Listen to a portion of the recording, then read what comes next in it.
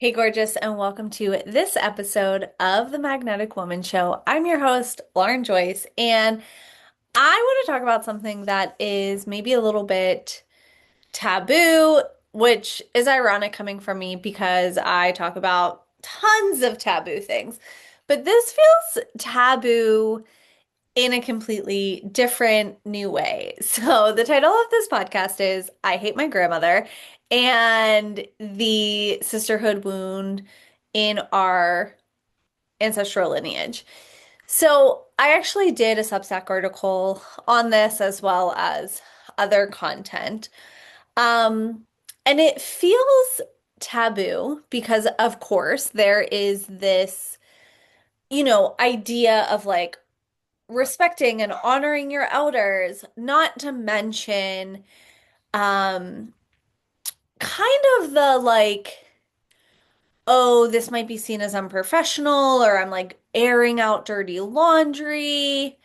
And then there's also the fear around like what family members are going to see this or distant family members are going to see this and is this gonna blow back? I'm less worried about me and like more worried about my mother.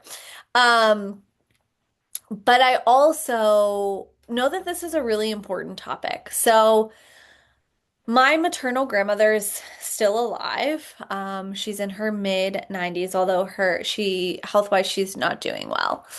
And growing up, I loved my grandmother, right? She was a seamstress. She like made a bunch of my costumes and like dresses for the holidays. And I remember like I would have birthday parties at her house, like where I could invite my friends because my grandparents had this like beautiful, huge house. And I, of course, as a child, was unaware of her behavior. Now, she, of course, never received any mental health support or evaluation. So this is just my uh, perspective, my analysis, my interpretation. She is undiagnosed, narcissist, and or borderline personality. Um, she's a very manipulative woman.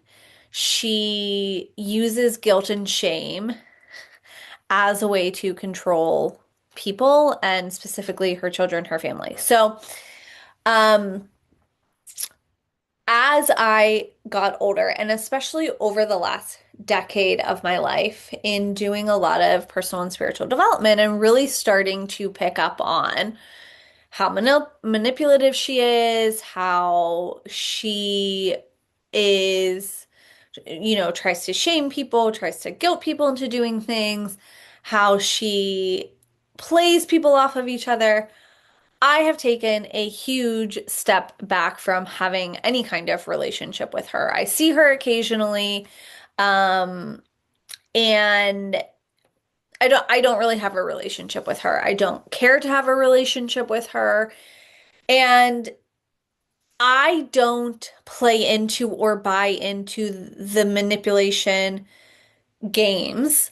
I do not, she constantly tries to bait me and I don't play into it, right?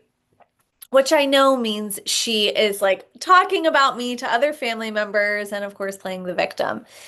I mean, one of my favorite examples to give about her is that a couple years ago for my birthday, I received a birthday card from her. And she hand wrote in there, "Happy birthday. I hope I get to see you soon." I'm not exaggerating. This is direct quote. "I hope I get to see you soon since I'm probably going to die. Does that make you feel guilty? Question mark. Happy birthday." And then she spent the next 3 days texting me to see if I got the card. Um, and my response was, "Yes, thanks for the birthday wishes." The end. Like I just don't play into the games, right? And when I look at her with all of the work that I've done, of course I have compassion for her because knowing everything that I know, doing the work that I've done personally and professionally for over a decade, it's clear to me that she has a lot of trauma from her childhood. She very much is a product of her time. Like, I don't think she probably ever wanted to get married and have children, but had to. That was very clear in how she treated my grandfather and how she treated her children, right? So it's like, I can have compassion for the fact that here's this woman who is probably and has been so angry her entire life because she has had very minimal options.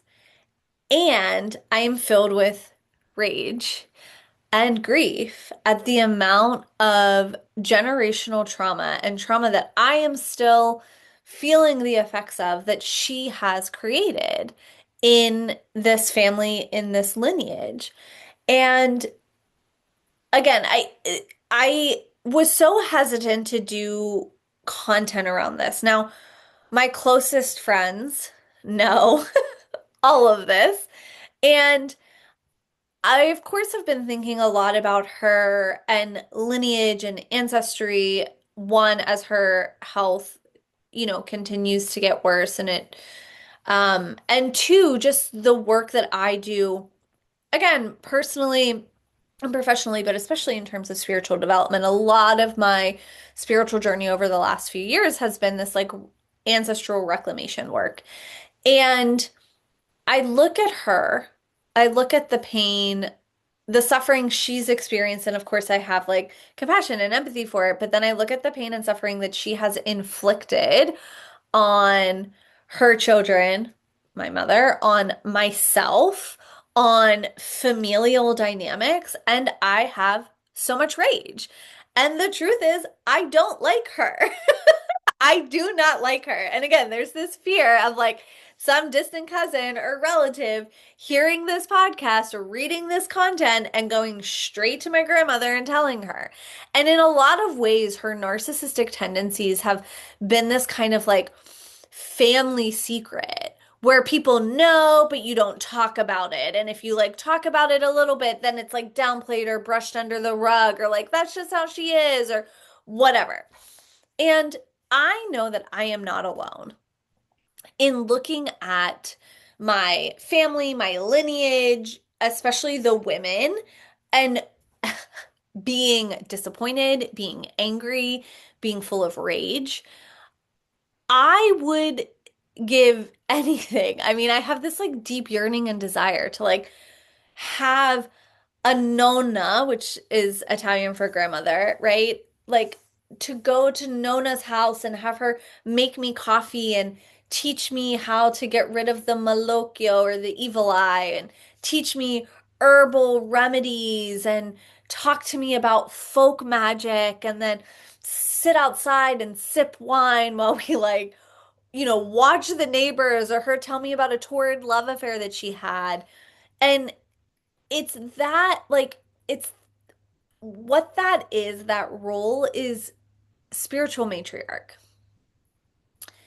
And I think that there are so many of us, especially white women, who have no spiritual matriarch. Because even if you had a really great relationship with your grandmother, chances are your grandmother was Christian or Catholic and still living in this like patriarchal paradigm, this patriarchal religious paradigm. And there are very few women who are like, yes, I learned all of this like magic and ancient wisdom and healing practices and modalities from my grandmother. And that leaves this deep hunger, this deep yearning, which I think for a lot of white women comes out, becomes spiritual colonialism. And what I mean by that is I'm assuming well-meaning white women who go to South America and do an ayahuasca ceremony and then decide they're going to become like an ayahuasca shaman. And it's like, that is not your lineage. That is not your lineage. Or all these women who like rush over to Southeast Asia and take up in tantric communities and who are like, then creating businesses off of this. And look, get your bag. Like I am here for women being financially independent. But as a white woman, when you are learning from practices that are not your lineage, you have to be really fucking careful. And I think again, I'm assuming a lot of well-meaning white women, they just don't think about it, right? That's that white supremacy, that white entitlement of like, oh my God, I love this. This feels good. I'm gonna take it. I'm gonna make it mine. And that's why for me, I have been so dead set on looking at the pre-Christian spiritual practices of my actual ancestry and lineage. So for me, I mean, of course, I have a lot of different um ancestral makeup here. So we have like Southern Italian, Irish, there's like some Germanic French in there. There's a little bit of like British Welsh. That's just what I know of off the top of my head. I've never done like an ancestry, but the parts of my spiritual ancestry that I deeply resonate with are Southern Italian and Celtic Irish, right? So for me, it's been a lot of learning, a lot of reading, a lot of uncovering, a lot of like meditation, ancestral work. Because women like us, we're the self-taught mystics. We are the self-led priestesses. We've piecemealed together our spiritual education. And part of that is inherent in the sacred feminine. Part of the sacred feminine is that embodied wisdom, that like lived experienced wisdom. And part of it is this overcoming of the wounding around the feminine, the fact that we have been disconnected from the sacred feminine, and then thusly this sisterhood wound that lives within families. This, like for many women, your first encounter of the sisterhood wound may have been your mother, right? Like a mother's jealousy or judgment or shame, or how a mother views herself. And then, like, as the daughter, you don't want to get bigger or brighter or offend her or whatever. And again, when I look at like my grandmother, and even when I think of my paternal grandmother, who I also didn't have like this very close grandmotherly relationship with, quite frankly, because of my maternal grandmother and the toxicity that she spun with everybody she came in contact with. Um, when I look at my maternal grandmother, like that, it is the sisterhood wound, right? Like, and so I think that, again, those of us who are occupying the spiritual matriarch role in our lineage currently, the ones who did not have spiritual matriarchs to learn from, who are hungry and yearning for that, I created Mystics, Harlots, and Heretics. So this is like Goddess Church meets Mystery School, where we are learning about mystics, harlots, heretics. All of these women are women, archetypes, energies that I see as part of our spiritual lineage, right? So we have like our ancestral DNA familial lineages. And then I think personally, I believe we also have spiritual lineages. So again, for me, it's like connecting to the ancestors, connecting to the aspects of my lineage pre-Christian. And especially because I was raised Catholic, I see a lot of Catholic mystics, female saints, nuns, um, aspects of Catholicism as part of my spiritual lineage that I can draw on as well. And that to me is very much this like unique experience, right? Like we can all do this work. I can lead you through a lot of the rituals and the practices, and I can teach you about a lot of these things. And then you are going to kind of like pick and choose the pieces that work best for you. But I created Mystics, Harlots, and Heretics for a few reasons. One, I've always loved learning. Like to me, this space it's not a fucking membership. Okay, let's just clear that up. Like This is not a membership space. This is not like a space where you pay $97 a month or $33 a month and you just like have access to content. This is transmissions, activations, fucking initiations. This is a community. This is replacing the goddess temples that were burned down, right? And so I've always loved learning, and this is the culmination of what I have been personally learning, teaching, being certified in, you name it, for the last 15 years of my life, and really probably for my entire life. And so, Mystics, Harlots, and Heretics is the space where you get to stand in being the spiritual matriarch and you get to be supported in doing this ancestral reclamation work in a community, in a container. So we meet every other Friday for like Goddess Church, and each meeting we are focusing on one mystic, harlot, or heretic. And I'm teaching about them, and then we do embodiment practices, activations, transmissions around that energy, that archetype, like whatever that essence is. It's a space where you get to come and be spiritually filled up. It's a space where you get to come and plug into ritual. It's a space where you get to come and be in community, right? I think that that is when you're on the path of the sacred feminine, it can feel so fucking lonely, especially when you do not come from a lineage that has lots of other fucking women doing the same shit. Like, again, you're the self-taught mystic, the self-led priestess, which is fucking beautiful, but you get to be supported, you get to be in community, you get to be held, and this is the space for that, right? And it doesn't have like a set curriculum where you have to come in and kind of like go through lesson one, lesson two, lesson three. It is a place where you can come and like plug in and listen to the old lectures. There are also, I'm going to be putting courses in roughly every other month. Like, this is the foundational work of the pleasure priestess. This is the foundational work of the sacred feminine. So you can join us at themagneticwoman.com/forbidden because it's all about uncovering and remembering the forbidden wisdom of the feminine. And here's the other thing that I want you, and all links are down below in the show notes. Here's the other thing I want you to know and remember that you had women in your lineage who were probably healers, mystics, seers, prophets, priestesses. And when you go far enough back, I have no doubt that you will find people who actively did that work.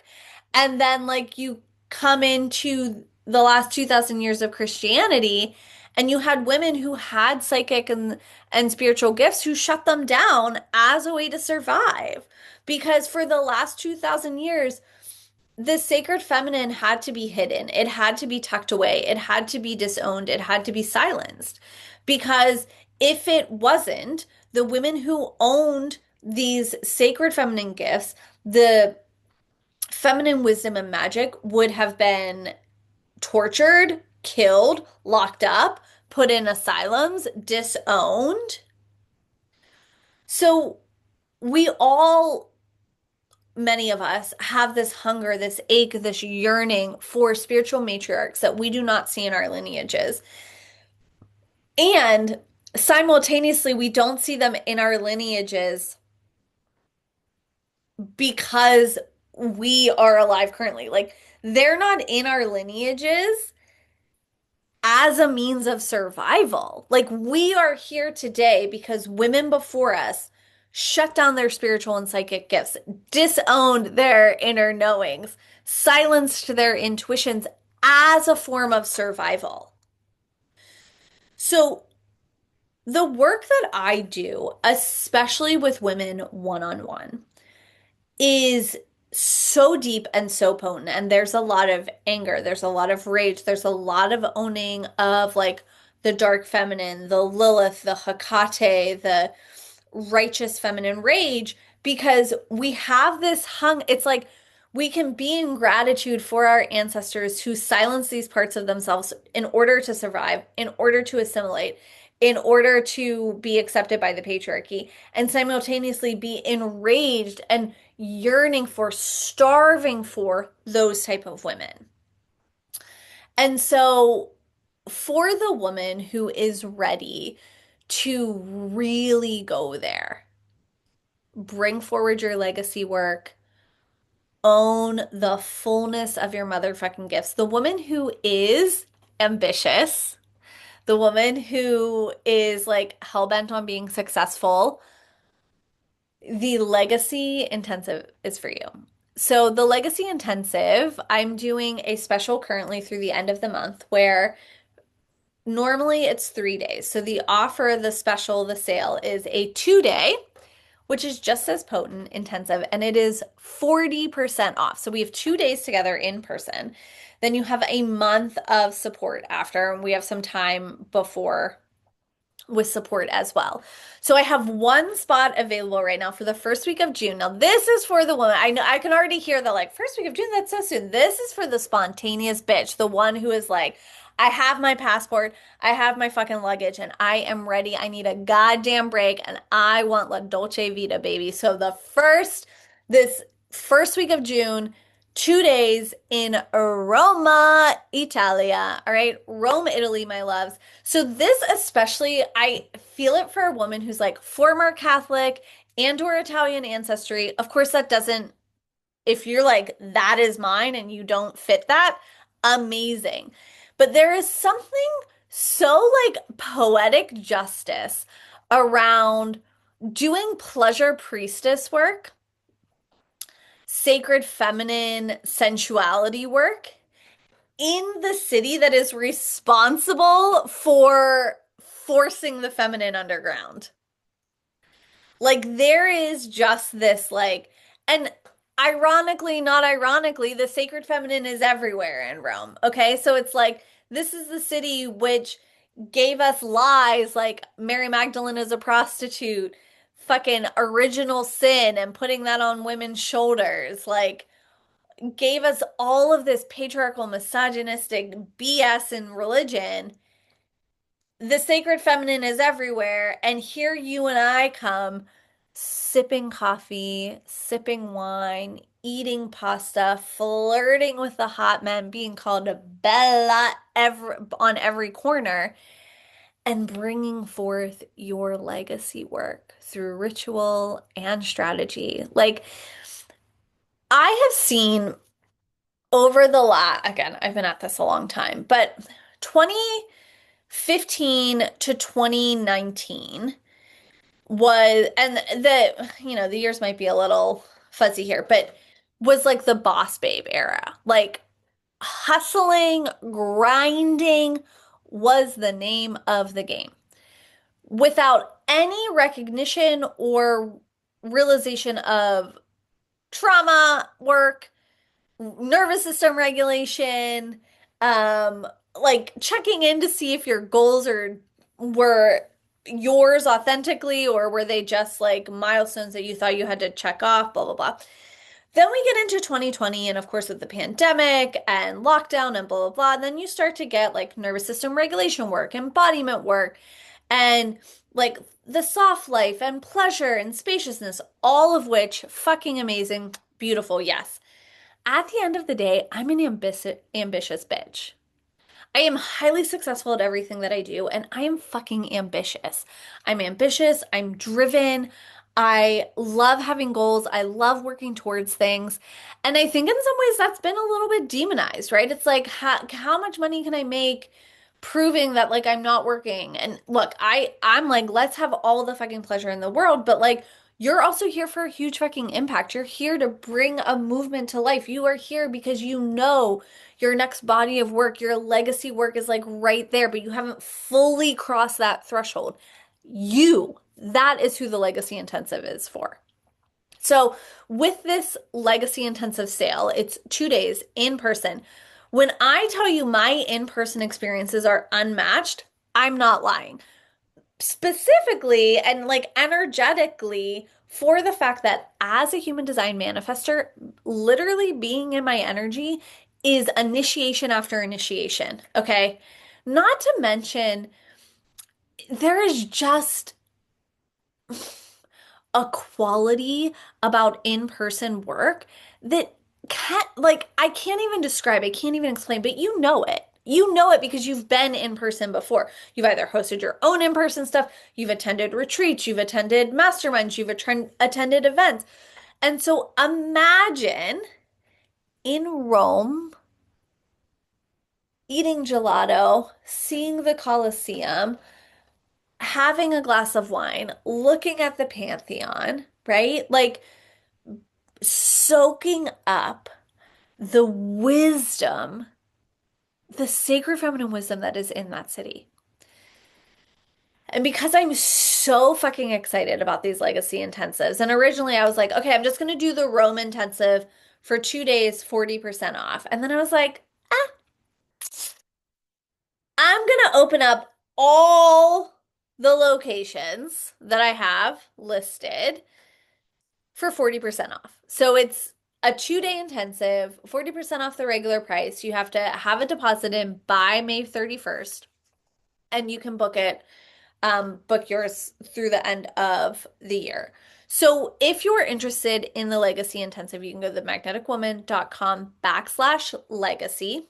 Or if you have questions, you're like, I kind of want it, I'm scared, I'm having fears come up, I'm having like, I don't know, stories come up, blah, blah, blah. Shoot me a message on social media. Like, let's chat it out because if you're like, that sounds so juicy and you can feel it, you can feel the tingle in your body, it is meant for you and you are powerful enough, more than powerful enough to make it happen for yourself. So, two current offers, as you know, Mystics, Harlots, and Heretics, themagneticwoman.com/forbidden, or the Legacy Intensive, the in-person 2 day experience, themagneticwoman.com/legacy.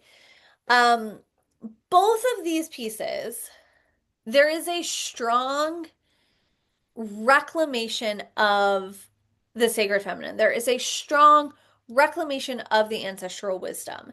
And again, that's why for me, like, I was like, I have to do this episode, even though I'm afraid, even though I think, this is inappropriate. There's part of me that thinks this is inappropriate or this is taboo or like I shouldn't be saying this stuff. I am not the only one who has a family member who has caused so much pain, trauma, and drama in their own life or their family members' lives that you're like, this is a fucking problem. This is a fucking problem.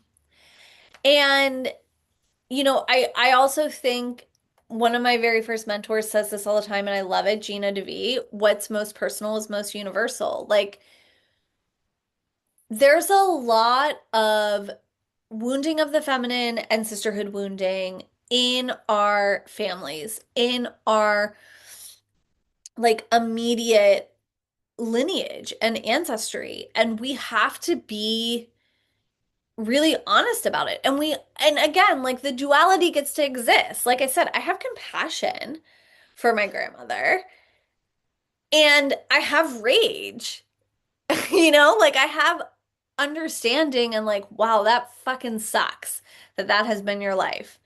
And I have a lot of fucking grief around feeling like I never had a grandmother, like how you imagine a grandmother in a lot of ways. Like, so the duality exists. And as women on the path of the sacred feminine, we know that duality, we can hold that duality, we can see that duality. And I think right now the invitation for so many of us is to like fully come out of the spiritual broom closet, to fully own our sacred feminine wisdom and magic. And an element of that is this deeper ancestral work. It is this deeper reclamation of the feminine. It is the healing of the 7 core wounds of the feminine. And one of the best ways to do that, well, two of the best ways to do that is Mystics, Harlots, and Heretics or the Legacy Intensive. So reach out if you have any questions. I hope you found this helpful. I can already feel my energy like beginning to tank. So I'm assuming that means I am at the end of this um, episode for you, and I will see you next time.